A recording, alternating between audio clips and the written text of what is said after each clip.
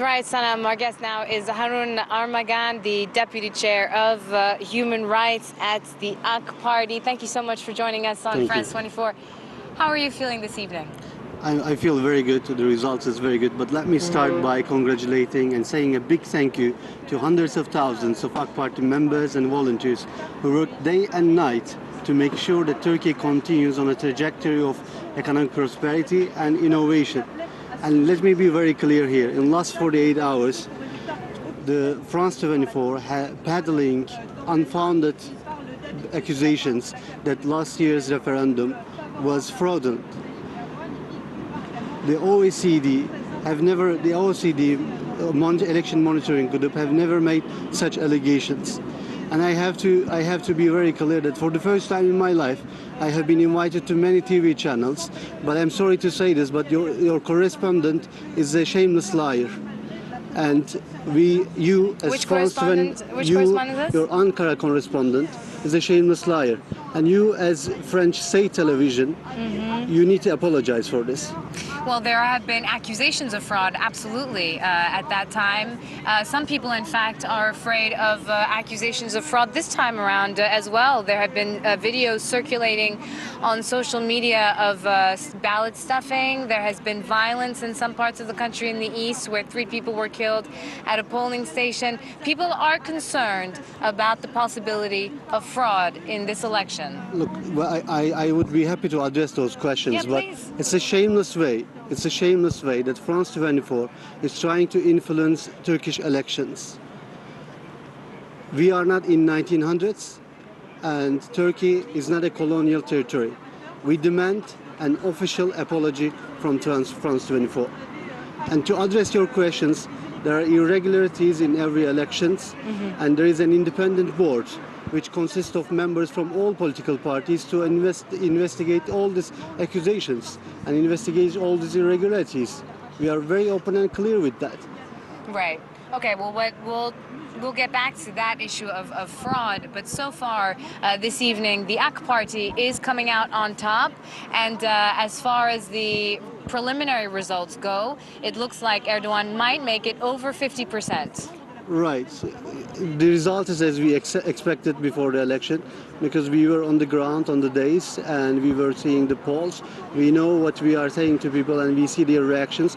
We were sure that we would get in the first round, and President Erdogan is going to get it in the first round. And what happens if he doesn't, though? What happens if at the end of the official round voting, the official results, excuse me, will there be a second round, maybe? Obviously, the Constitution says if he doesn't, but the numbers, the realistic numbers now over almost 85%, it's certain that he will get that number. That's right. Now, Erdogan is also, the AK Party in general, is also, of course, in Parliament that is going from 550 seats to 600, as we know, with the constitutional changes. How likely is it that the AK Party will become dominant in the Parliament as well? We have the results show that we will have the majority in the parliament, and I don't think that's going to change after this result.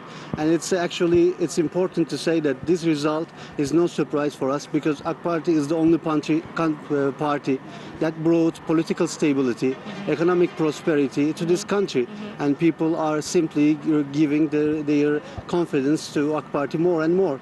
That's right. Now, you as the Deputy Chairman of the Human Rights, I would be very interested in knowing what you say about these tens of thousands of people who have been fired from their jobs since the failed coup attempt in July 2016. How many people in Turkey have lost their jobs after that coup attempt? Can you tell us? Look, it's very important to understand that Turkey has been going through a coup attempt. A radical group tried to overthrow an elected government. Which radical group? The radical group, the Gülenist radical group, there's a cult, tried to overthrow an elected government, which would not be acceptable in any Western democracy. If you allow me to finish, if you allow me to finish, and this is very important to understand the process.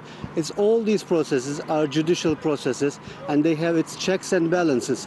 If one person disagrees with all these decisions, they can actually apply to Supreme Court, Constitutional Court, and also they can go to European Court of Human Rights. Because we are part of European Convention of Human Rights, all these decisions are binding for us. If you allow me to add this, we would be very happy that every decision is challenged by law, so no one's rights are violated. Well, there are 50,000 people who are actually awaiting trial. In addition to those 150,000 people, around 40 to 60, it depends on the numbers, who have lost their jobs. But just if the Gulenists, as you say, were behind that failed coup attempt, then why go after journalists? Why go after university professors? Why go after other people who are not linked to that movement? Like I said, this is a judicial process. We are not going after of anyone. This is a judicial process, and as in all democracies, judicial processes are independent. We have checks and balances in our country, like any other democracy has, and we are happy that these decisions are all will be challenged by law. I could agree that some of the process in the judiciary is slow. We would accept that, but no one would expect that a huge number of cases would be opening, and we can't create new members to judiciary.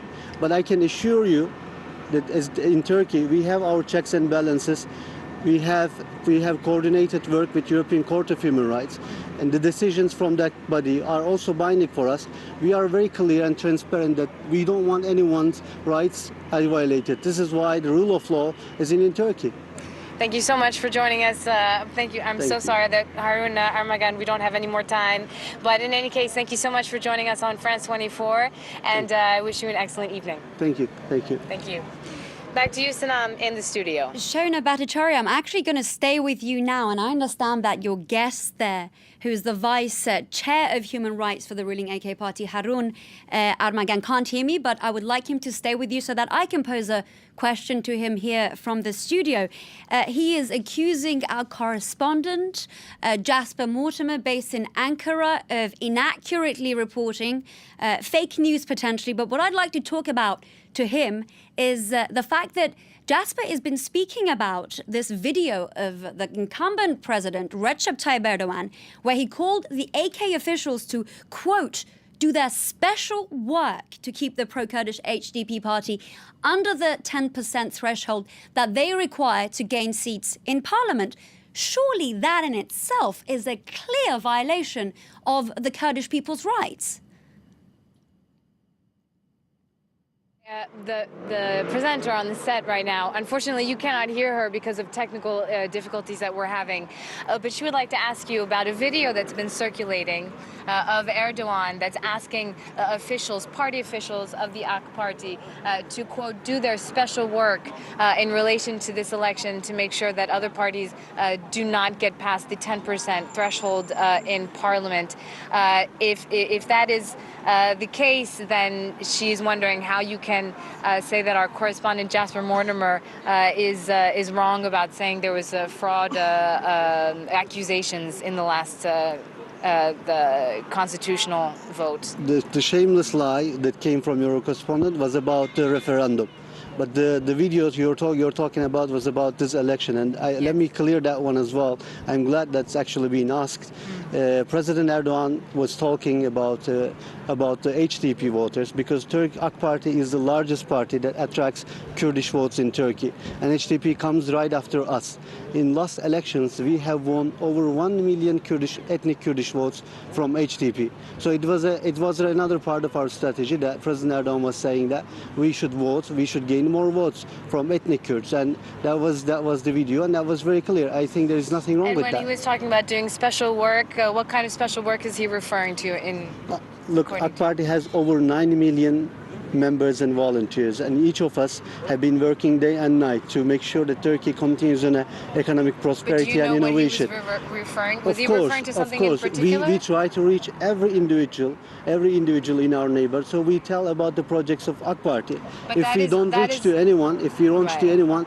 But that's the normal work of a party. It's not the special work of a party. Of course, it's the normal work. Yeah. So what is the special work of the party? The special work is the ethnic Kurdish votes. For us, it's very critical, okay, so and we are the largest party that gain ethnic Kurdish votes. I would like to target more, and that's nothing absurd on that, nothing abnormal about that. Okay.